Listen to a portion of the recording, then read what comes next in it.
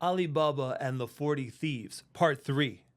When the 40 thieves returned to their cave, they were astounded to find that Kasim's corpse was gone and that some of their gold was missing. The leader Uh-oh. said, "Men, our secret is known.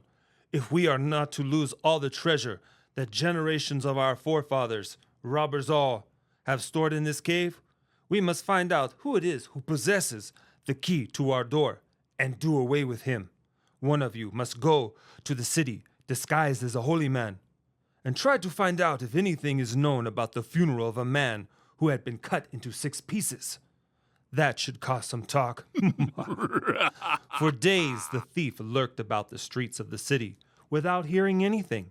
He was almost ready to give up when he passed Baba Mustafa's shop. Noticing the old man sewing in the dark, he complimented him on his nimble fingers. "I may be old," replied the tailor, "but I can still sew up the 6 pieces of a corpse into a man's shape blindfolded." Then the robber knew that he was on the track. "Where was this?" he asked. "I could not say," said Baba Mustafa, "but I could take you there if I was blindfolded again and a gold coin was put in my hand." Baba Mustafa led the thief through the winding warren of lanes, all the way to Kasim's, now Ali Baba's house. The robber put a chalk mark on the door so that he would know the house again, and went off to tell his fellow thieves that he had found the house of their enemy. But when he tried to lead them there, they were foiled once again by Morgiana's cutting. For she, suspecting some trickery at work, when she saw the chalk mark, had taken care to put a similar mark on every house in the street, so that the thieves were completely bamboozled.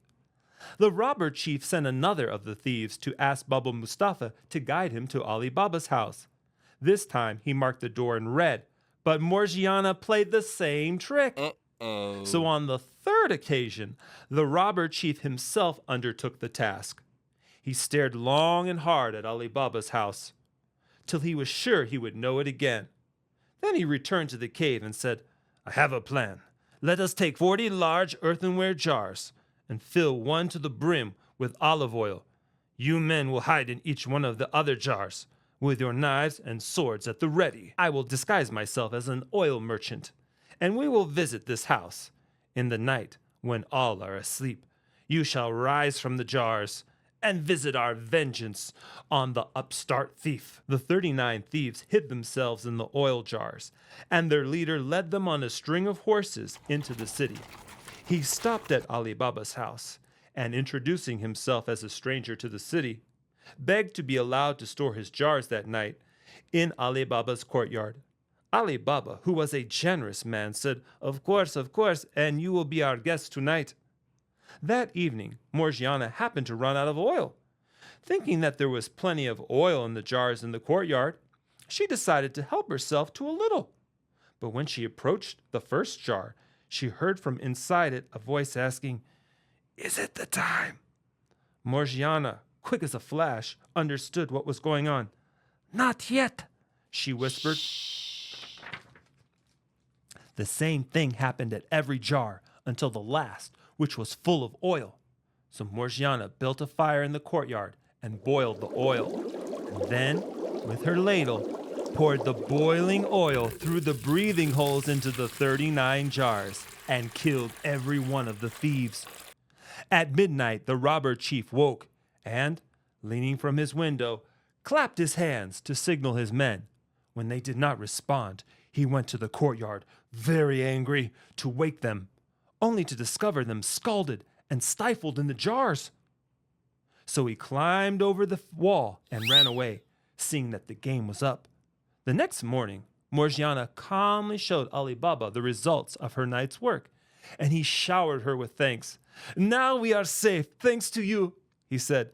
But Morgiana replied, "Do not speak too soon, for remember, the leader of these men has escaped and may still work some mischief." But Ali Baba was a happy-go-lucky sort of man, and he couldn't let something like that worry him for long. Not when he had the cleverest servant girl in the world and a fortune kings would envy.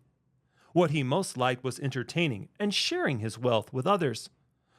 So when his eldest son came home one day, talking about the new friend he had made in the market, Hassan. Ali Baba said carelessly, "Ask the fellow to dinner. I'd like to meet him." That night, Ali Baba's son brought the merchant, Hassan, back to the house. Hassan greeted Ali Baba warmly, but said, "Alas, I cannot accept your hospitality, for my doctor has told me never to eat food prepared with salt." "That is no problem," replied Ali Baba. "Morgiana, the servant girl, can prepare a feast without salt. Nothing is too difficult for her."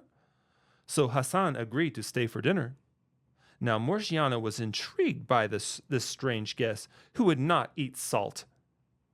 For she understood that if a man did not take salt with his host, he was under no obligation to Allah to behave as a guest should. So she took care to watch him closely, and she saw, as Ali Baba and his son did not, the curved knife that he kept hidden beneath his robe, and fingered longingly when he thought no one was looking. After dinner, Ali Baba, his son, and their guest were relaxing and chatting away, when, much to Ali Baba's surprise, Morgiana entered the room in the filmy costume of a dancing girl, right down to the jade-hilted dagger that dancers wear. She danced before them with grace and quickness of a bird, flitting here and there, down to the ground, up again. She danced the dance of the veils, as it is danced before kings and sultans. And at the climax of the dance, she flung herself towards the watchers and stabbed her dagger into Hassan's heart. "What have you done?" cried Ali Baba, appalled. But Morgiana answered, unashamed, "This man was no merchant, but the robber chief. Look under his robe, and you will find the knife with which he would have cut your throat before this night was done." When Ali Baba understood that Hassan, the oil merchant, and the captain of the 40 thieves were all one and the same man, and that Morgiana had saved him once again, he exclaimed, "Morgiana, you are the jewel of all women." And to show his gratitude, he married her to his son. A year passed before Ali Baba felt it safe to go once more to the robber's cave. This time, he took Morgiana and his son with him. Once more, he called, "Open sesame." Once more, the doorway in the rock obeyed the call. They carried from the cave every scrap of cloth, every jewel, every coin, every treasure, and took it all home with them, the loot of centuries. And so Ali Baba, through the chance of fate, the bounty of Allah, and the quick wits of a servant girl, rose from being the poorest woodcutter in the city to the richest man. The end.